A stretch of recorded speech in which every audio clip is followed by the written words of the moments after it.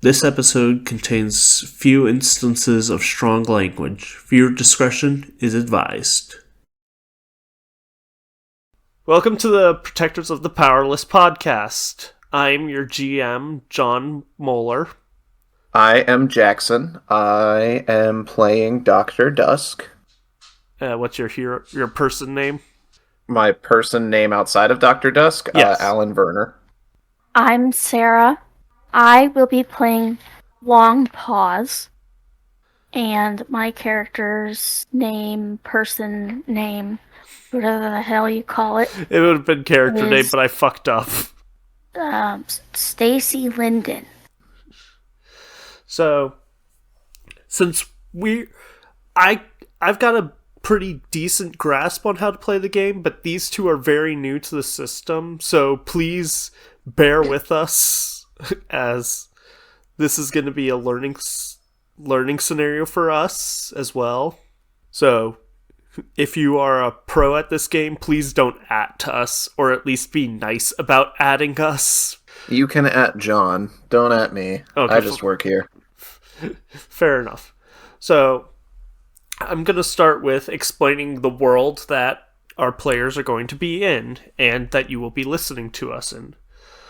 So, in 2006, beings known as Next Generation Humans, or NGH instances, is another way of saying it, began sprouting up. Magic, superpowers, super enhanced abilities, things no ordinary human would be capable of. The UN were having problems with this, so they created Security Against Freaky Encounters, or SAFE, under the heavy guidance of a mysterious figure known as Mr. M. Their single purpose is to handle the encounter of any NGH instances. They are not permitted to engage in international warfare or other things like that. But with the founding of Next Generation Humans, of course, evil organizations using Next Generation Humans naturally would form as well. Crime, money, you know the drill. And SAFE is there to try and keep the world safe. Yes, I made the acronym just to spell safe. I worked really hard on it too. It's a very clever touch. For the main bad, I also had an acronym, but it felt very much more forced than Security Against Freaky Encounters. It happens. So, how we were planning on doing this, and by we I mean mostly me, we are going to do an in-character and out-of-character introduction of our characters. So you've only gotten their names. You don't know what their power set is just yet. So, let's hop into it, shall we? We shall. Let's start with Stacy. So, you come home to find a letter on your counter of your apartment. It is not addressed to Stacy, though. It is addressed to your hero named Long Pause. Seeing this letter, you are filled with dread, as knowing your secret identity is not exactly good. So what do you do with said letter addressed to Long Pause? I open the letter and I read it. The page is blank, but as you look at the page, it begins to glow a brilliant white. As the light fades, you're no longer in your apartment anymore. You are in a void where you see a man jump through a portal into the area. And that would be you, Jackson. So you two have just run into each other, almost literally. You look around and there's nothing except for two chairs, a man, another man, and a woman. The man is dressed in a royal blue suit with a white shirt underneath. He has lengthy silver hair, which contrasts his brilliant golden eyes, and his half-moon glasses. The woman is dressed in a black suit with a white shirt and deep black sunglasses, with her auburn hair waving down her back. So, the man introduces himself as Mr. M. So, I am Mr. M. This is my assistant, Miss G. Would you please sit? Alan hesitantly pulls at the chair, almost as if he doesn't trust it, gives it a long, stern look, and then sits down on it. Okay. And Sarah. almost bounces on it a little bit to test it. Okay, Sarah, what do you do? Daisy chooses not to sit down. I'd rather stand, I think. Okay, so he waves his hand and the chair disappears. As you wish. So, you're probably wondering why I brought you here, and how I know who you are. Alan Werner, Stacy Linden, or should I call you Dr. Dusk and Longpaws? I'm more familiar with that name, yes. Which name? It's been a long time since anyone knew who I was. Which name? The Doctor. Alan, you probably wouldn't know this, but what's coming up? So, Stacy, you have been causing some trouble with your heroic acts, and you, Dr. Dusk, have been missing for 10 years, so your appearance will be complicated to explain. But I'm Mr. M. I'm the Director of Security Against Freaky Encounters, or SAFE for short. And we have taken the liberty of wanting you to join us. So, how do you two react? Join you for what? Oh, joining SAFE. For what? Or may I remind you of the damages you have caused and what vigilantism does? You still didn't answer my question. We're in a roundabout way of saying the book will be thrown at you otherwise. You have caused damages that SAFE has graciously paid off. And you, Doctor, we can help reestablish you back into society as if nothing had ever happened. Dr. Dusk kind of stares down, wringing his hands together, and mumbles almost to himself, I'm not sure if will ever be ready to go back to the way things were. Did you peek across dimensions to find me? In all honesty, we thought it was a creature coming through, but turned out to be you. Yeah, but he's trying to play it off as if he knew this would happen. Maybe that's a better way. So I completely forgot what the last thing I said was. I think you asked how I knew you would. I asked if he could peek behind the curtain to know of him. I can read vague surface thoughts of minds, not much else. To read further, I'd need your permission to read. And I'd have to hold your hand. We can get to that later. We can hold hands later. What are you doing later? Yeah. Are you free Thursday?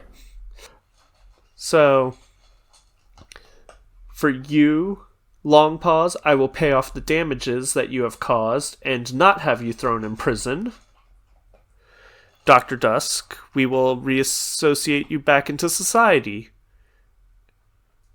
And and make it not having to explain where you've been for the last... How many years have you been missing? I could not tell you. It feels like lifetimes. Well, regardless, you've been missing for some time.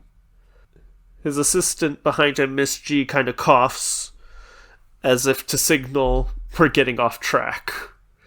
Right. So, I want to test you before you join our team. Oh, let's also have you introduce your characters out of character, too. So, which one of you wants to start? I have mine written if we want to go with that. You okay with that, Sarah? Yeah, I don't care. Okay. Should I just start? Yeah, so Alright. It felt like yesterday. It felt like a lifetime ago. The real answer was somewhere in between. 10 years ago, Alan Werner lost his father. Not to a villain or a rampaging monster, but to cancer. He had only died in his 50s, too young to go. Still, Alan made the trip out from his new job as an English professor in Vermont to help his family with the estate arrangements. It was in his family home that he found a dark secret. Late at night, Alan had heard a voice in his mind, an insistent plea for help. Leading him to the attic, Alan found a box, forgotten, containing Father's notes, trinkets, and an old leather satchel. But reaching in, Alan found himself no longer in his attic, or even his world. Alan was in a place where forgotten things find themselves, like the sock in your dryer that goes missing, or that monster you hear under your bed and find yourself too scared to look for. Alan was in the midnight, alone, with nothing except that mysterious bag, the last gift his father had left him. With no other choice, Alan called the midnight his new home, and set out to understand and try to survive it. Now, after 10 years and against all the odds, Alan has found his way out, into a new world, filled with new opportunities and possibilities.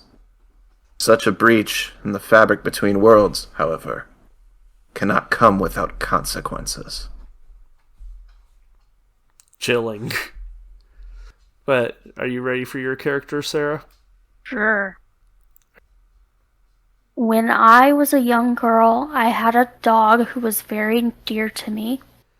In an accident, the dog lost its life saving me. Out of guilt, I sought to conjure its spirit to see him. After many years of training with spiritual mediums, I was able to open a spiritual portal. I got to see my beloved dog once more. However, the portal went wild and part of the portal entered into me. This enhanced my physical abilities and gave me the ability to summon a spectral wolf. It does not always listen to what I want it to do, but it's still mine. The spirit of my dog hangs around with me, but I'm unable to communicate with it as I once could with spirits. As punishment for opening a portal without permissions, I was banished from the Order of Spirits. I decided to return to Boonsville, where I found that there were ways I could help. While I try to stop the crime in my city, I hope that one day the Order will allow me to rejoin them, or at least forgive me. Okay. So, the Order of Spirits and the Midnight are things we'll get into later, but for now, those are our heroes, backstories, and their characters. So, back to the pocket dimension. I would like for you to join us, please. There are things coming, things that I can't fight on my own. Will you join safe? Alan looks around the void before looking back at Mr. M. Well, I don't appear to see a door to leave, so I'm not sure I have any other options. I'm in. Yeah, that was my thought exactly. He extends a hand to each of you and says, well then, welcome to safe. Alan takes it and shakes it once.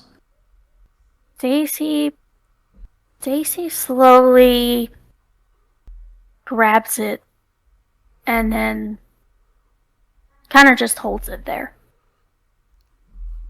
Very well. Mr. Warner, I will make arrangements for your living spaces in... Done. That quickly? I'm a practitioner of magic and an ancient being as well, so I have my ways. I will also be giving you all paychecks regularly, on performance. So perform well and you will be compensated well. That's what they all say. Yes, but they all aren't practitioners of ancient magics either, or part of a international agency. I may be displaced from my time, but last I had heard, printing money was still illegal in all countries. Well, we're funded by the UN. I'm not printing Ah. money. You forgot that part. Yes, I guess I did. Well, never too late to learn something new, right? Fair enough, Mr. Warner. Protectors of the Powerless uses Mutants and Masterminds 3rd edition by Green Ronin Publishing. We are not affiliated. Our music is Call to Victory from freesfx.co.uk. We are not affiliated. This episode is written, produced, and edited by me, John Moeller, and with production assistance from Sarah Moeller. Our logo art is by Sarah Moeller. Follow our Facebook page for more updates on episodes and the world itself. Thank you for listening.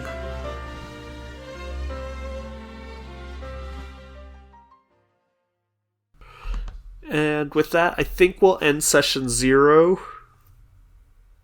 What do you all think about the world we've sort of wove together ourselves? I'm interested to see more of it. Sarah? Yeah, How are you feeling? I mean, good. I mean, fine. Okay. What are some things you think could have gone better, or that could have been improved this session? I think a slightly more established order for the pacing of the introductions. Yeah. It felt kind of awkward to have our out-of-character introductions in the middle of I admit, I fucked that in-character up. introductions. I fucked that up. That was my bad. It's also difficult because we're starting with Sarah's character and then introducing mine kind of after we're supposed to start in with hers. I might fix and that so in either post. splitting them up. I would say fixing that in post is important.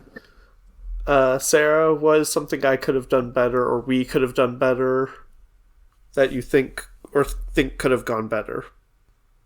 I mean, other than what Jackson said, not. I mean, it was. It was a good session 0. Yeah, that one. What was something you thought was good or creative, maybe even? Or did you like about the session? In general, I'm interested in just seeing more of the setting. I think it's a little early to tell. Mr. M seems interesting, with M for mystery. Sarah? I mean, I don't really know yet. Okay. That's also fair.